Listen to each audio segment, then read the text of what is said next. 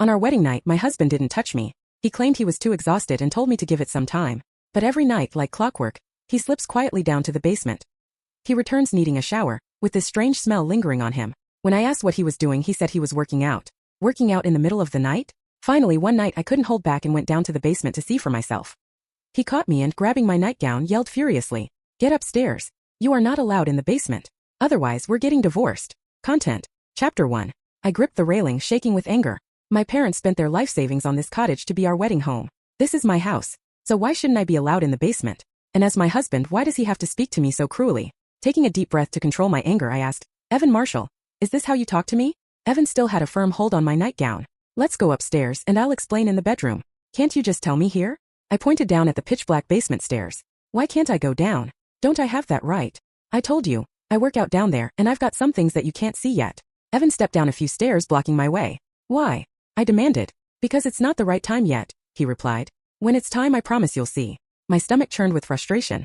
I took another deep breath to control my emotions. "And did you really have to say it in such an ugly way when you caught me?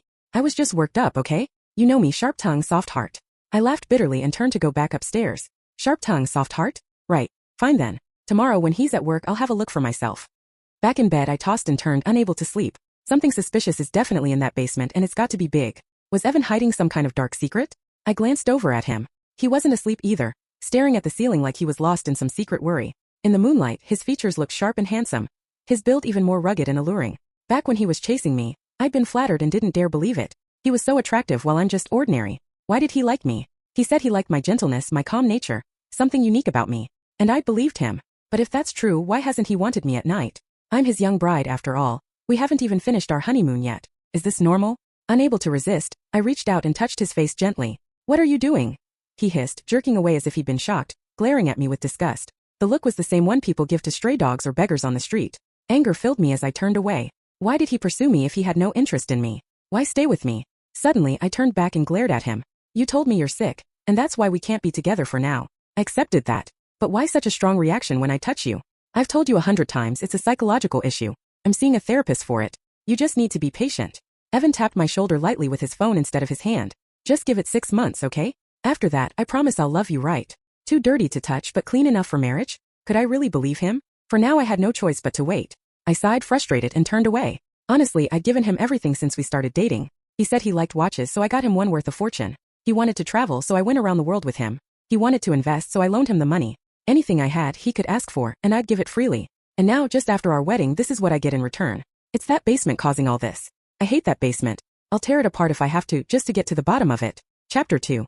Morning came. Like usual, I made breakfast, the kind Evan likes. He ate in silence, keeping his usual indifferent expression.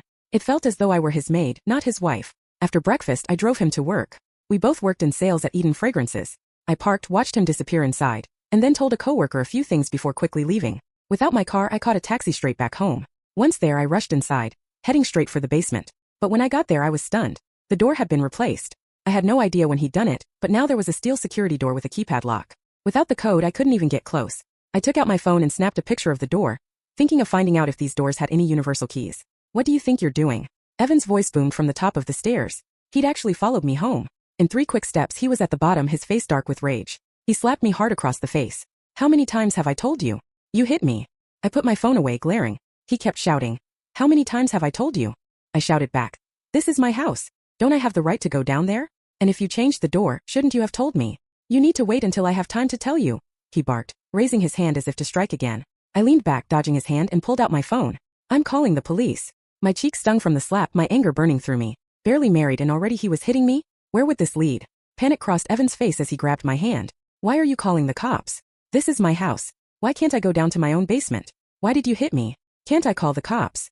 I stood firm, ready to dial. "Lily, calm down," he said, his tone softening. I just lost my temper." "Oh, so that means you can hit your wife?" I pulled my hand free, saying, "Let go. I am calling the police." Once again, he grabbed my hand. "Lily, it's really not a big deal. If you feel we can't get along, then maybe we should get a divorce." "Divorce?" I took a step back, silent. Things were bad, but I didn't think they were that bad. My parents had high hopes for our marriage. They'd want grandkids soon. And if we divorced, this cottage would be split in half and my parents would lose out. I couldn't let that happen. "If you want a divorce, then the house stays with me," Evan said. "Otherwise, we keep things as they are. Now go back to work." After a long look, I turned and left. I couldn't let him take away my parents' hard-earned money. Hey, get back here. I stopped and turned. Don't you think you owe me an apology after everything?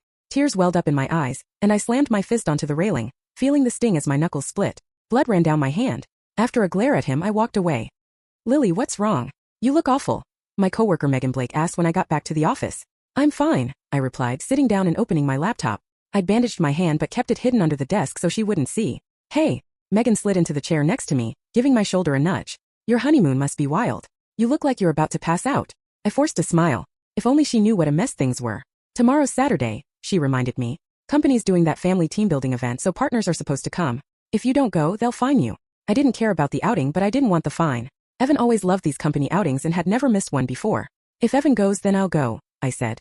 I already asked him. He said he's not going. Without him, you two lose the monthly bonus, she added. I'll go talk to him. I went over to his department. He was sitting with two male coworkers laughing and gossiping about something. I overheard them talking about a hit-and-run accident outside Eden's office a couple of months ago. Some woman had hit 3 employees and fled, and they still hadn't found her. I walked up and asked quietly, "You're not going to the company outing?" "No," he replied as cold as ever. "If you don't go, we'll be fined." "Then let them fine us," he shot back. "I just think we don't need to. Could you stop nagging?" he suddenly shouted, loud enough for the entire office to hear. The room fell into an awkward silence, my face burning. Here he was, my new husband, yelling at me in front of everyone. What was there left to say? I just lowered my head and walked away. Any illusions I'd held about Evan vanished in that moment. "Lily, I'm sorry for pushing you earlier," Megan said quietly when I got back to my desk, giving my shoulder a supportive squeeze.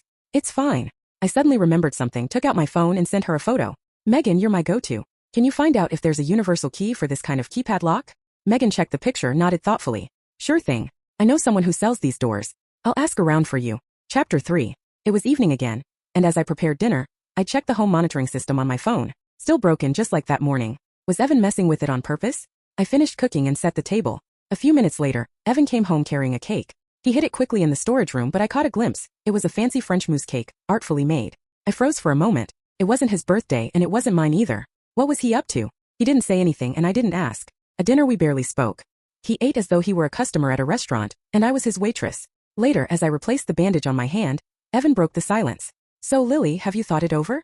I looked up. "Thought what over?" "About the divorce. Have you made up your mind?" he asked, his tone casual, as if we were discussing dinner plans. I let out a cold laugh. Was his only goal with this marriage to get the cottage? "What do you want?" I challenged. "Do you actually want a divorce?" He didn't answer. "If you're not happy with me, feel free to ask for a divorce," I said calmly. "I won't stand in the way of your happiness." He shot me a hard look and turned away. "Just go to sleep." I pressed him again. "You told me to give you time. You said once you got better things would be different. Isn't that right? Can we just drop it?" he snapped, annoyed. "I'm exhausted. Go to sleep." After changing my bandage, I turned off the light and lay down. There we were, side by side but worlds apart. Living like this was torturous, but I had no choice but to endure it for now. Eventually I fell asleep. It might have been instinct or some inner sense, but in the middle of the night I woke up. Moonlight spilled into the room, faint but enough to see clearly. Evan wasn't there. He must have gone to the basement to work out again. This time I was determined to see what he was really doing.